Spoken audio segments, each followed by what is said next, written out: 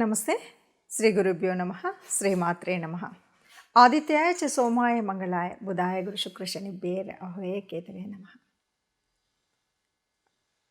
2025 జనవరి మాసానికి మాస ఫలితాలు. 2025 జనవరి అనగానే అందరికీ ఒక ఆలోచన ఏంటంటే ఈ సంవత్సరం ఎలా ఉంటుంది అని. నిజానికి అందరికీ కూడా ఆంగ్ల నూతన సంవత్సర శుభాకాంక్షలు.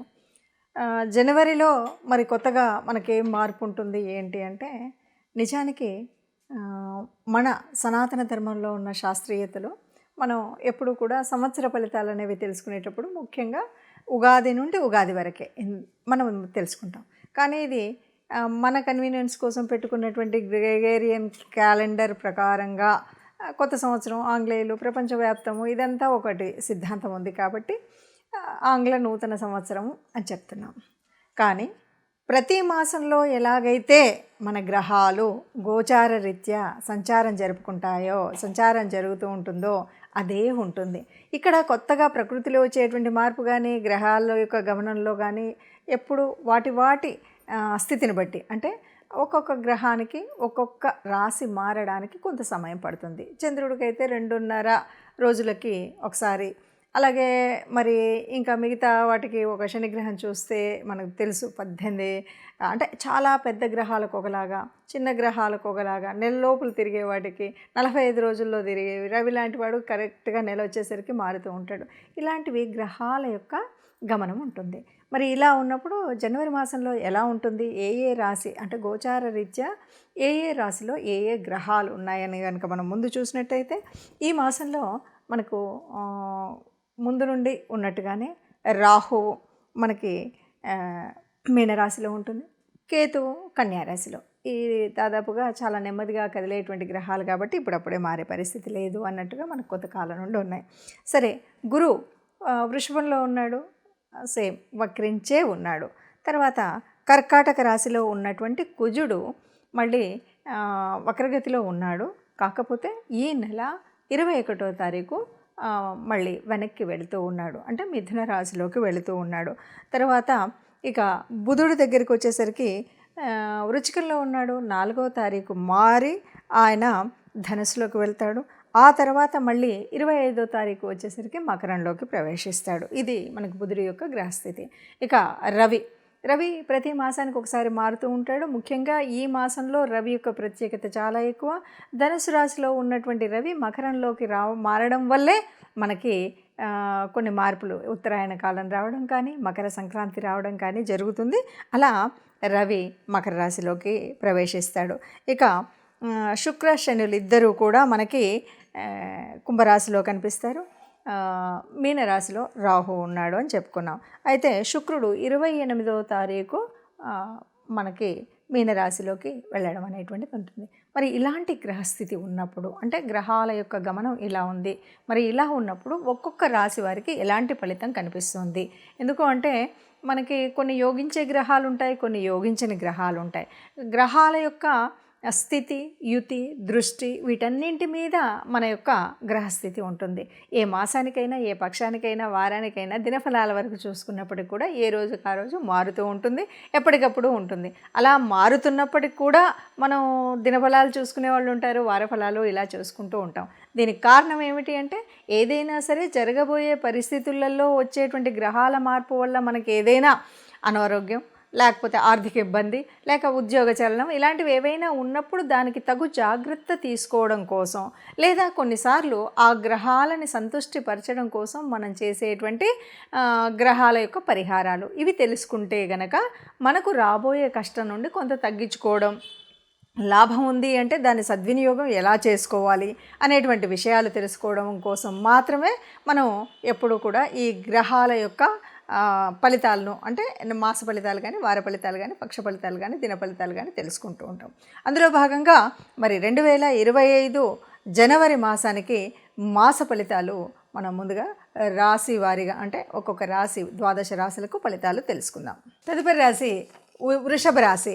వృషభ రాశికి 2025 జనవరిలో ఎలా ఉంటుంది? మీ రాశ్యాధిపతి ముఖ్యంగా దశమ స్థానంలో ఉండి ఆయన దశమ స్థానంలో కూడా ఎవరితో సంచరిస్తున్నారయ్యా అంటే శనితో సంచరిస్తున్నారు. అట్లాగే దీనివల్ల ఏమైనా నష్టం ఉందా అంటే దశమ స్థానం అంటేనే ఉద్యోగ స్థానం, వ్యాపారానికి కావాల్సినటువంటి స్థితి. కాబట్టి ఉద్యోగంలో మార్పులు కలిగేటువంటి స్థితి అయితే కనిపిస్తుంది. ఇక రెండవ అధిపతి కూడా 7లో ఉన్నందువల్ల కొద్దిగా మనకు 2 రకాలు. ఒకటేమో వివాహాల కోసం ప్రయత్నం చేసేటువంటి వాళ్ళకి వాళ్ళ బంధువర్గం ద్వారా విదేశీ యోగం కానీ, విదేశాల్లో ఉండేటువంటి అమ్మాయిలతో కానీ అబ్బాయిలతో కానీ వివాహాలు కుదిరేటువంటి పరిస్థితి కానీ కనిపిస్తుంది. సరే, ఇక మీరు జాగ్రత్తగా ఉండవలసినటువంటిది ఎక్కడెక్కడ అంటే ఎవరితోనైనా ఏదైనా భూ సంబంధము లేకపోతే వస్తు సంబంధం ఇంకేదైనా విషయాల్లో అగ్రిమెంట్స్ చేసుకుంటూ ఉంటాం. చాలా విషయాల్లో అగ్రిమెంట్ చేసుకునేటప్పుడు చాలా జాగ్రత్తగా ఉండాలి. ఎందుకు అంటే 4వ అధిపతి 8లో ఉన్నాడు.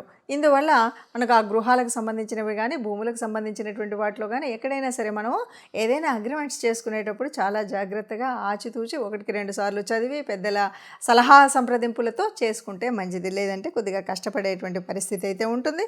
అయితే ఇక్కడ ఈ రాశికి ముఖ్యంగా ఈ మాసంలో అంతా కూడా ఒక అద్భుతమైనటువంటి యోగం ఒకటి ఉంది. ఏంటి అంటే ఏదైనా రహస్య విద్యలు అంటే కేవలం మర్మ విద్యలు అనేటువంటిదే కాదు. మనము ఏదో ఇది మామూలుగా అందరికీ రాదు అంటాం కదా, అలాంటి విద్యలు చెప్పాలంటే ఇప్పుడు జ్యోతిష్యం ఉంది, ఇది రహస్య విద్య.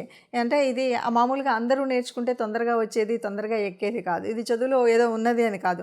ఎంతో ఎక్స్పీరియన్స్తో మనం చదివినటువంటి గ్రహాల యొక్క కారకత్వాలో లేకపోతే రాసుల గ్రహ కారకత్వాలా లేకపోతే ఇవన్నీ కాదు, మనకుండేటువంటి దైవోపాసన కూడా అందులో ఉండి మనకు చూసేటువంటి వాటిల్లో ఉండేటువంటి శక్తి వల్ల వాటి యొక్క గ్రహాల శక్తి యుక్తి ఇవన్నీ కూడా ఇట్లా చూడగానే చెప్పేసేవాళ్ళు ఎందుకుంటారు అంటే ఇది చాలా అద్భుతమైనటువంటి దైవ విద్య. ఈ దైవ విద్య పొందాలనుకునేటువంటి ఈ రాశి వారికి ఇది చక్కటి అవకాశం. ఎవరైనా ఈ జ్యోతిషం నేర్చుకోవాలి అనుకుంటే ఇది అద్భుతమైనటువంటి సమయం, ఇందులో నేర్చుకోవచ్చు. అలాగే ఇంకా ఎవరైనా రీసెర్చ్ చేయాలి అంటారు, రీసెర్చ్ కూడా అంతే కదా. ఏదైనా కొత్త విషయాన్ని కనుక్కోవడమే రీసెర్చ్. ఆ రీసెర్చ్ ఓరియంటెడ్గా చేసేటువంటి ఒక శిల్పకళా వైపుణ్యం కావచ్చు, భౌగోళిక పరిస్థితులు కావచ్చు, ఆర్థిక వ్యవస్థ కావచ్చు, చదువులో ఉన్నటువంటి తెలుగు భాషలో ఉన్నటువంటి ఇంగ్లీష్ భాషలో ఉన్నటువంటి అనేక మర్మాలు ఏవైతే సాహిత్యంలో ఉన్నాయో అవి నేర్చుకుని ఒక కొత్త సిద్ధాంతాన్ని మనం రూపొందించడమే పరిశోధన. మరి అలాంటి పరిశోధన చేయడానికి ఈ రాశి వారికి మంచి అవకాశం ఇప్పుడైతే ఉంది అని చెప్పొచ్చు. ఇక వివాహానికి వచ్చేసరికి మనం ఇందాక చెప్పుకున్నట్టు విదేశీ సంబంధాలు కుదిరేటువంటి అవకాశం అయితే చాలా ఎక్కువగా ఉంది. అట్లాగే ఇక్కడ లాభస్థానంలో ఉన్నటువంటి రాహువు, దీనివల్ల ఏదైనా ఉపయోగం ఉందా అంటే చాలా ఉపయోగమనే చెప్పచ్చు. తర్వాత ముఖ్యంగా ఏ రకమైన ఉపయోగం అంటే విదేశాల్లో ఉండేటువంటి వ్యాపార వ్యవహారాలు మనం చేసేటువంటి అవకాశం రావచ్చు. విదేశీ సంపాదన మనకు రావచ్చు.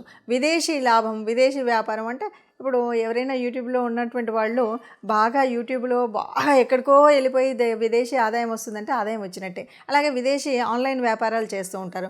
ఆన్లైన్లో ఉన్నటువంటి కొంతమంది సంగీతం, సాహిత్యం ఇవన్నీ కూడా ఆన్లైన్ కోచింగ్ సెంటర్స్ ఉంటాయి. ఇవన్నీ కూడా విదేశాల నుండి ఉన్నటువంటి వాళ్ళు మన సంస్కృతికి, మన కళా నైపుణ్యానికి బాగా నచ్చి వారు కట్టాల్సింది కట్టే అలా విదేశీ ఆదాయం వచ్చేటువంటి పరిస్థితి ఈ రాశి వారికి చాలా ఎక్కువగా ఉంది.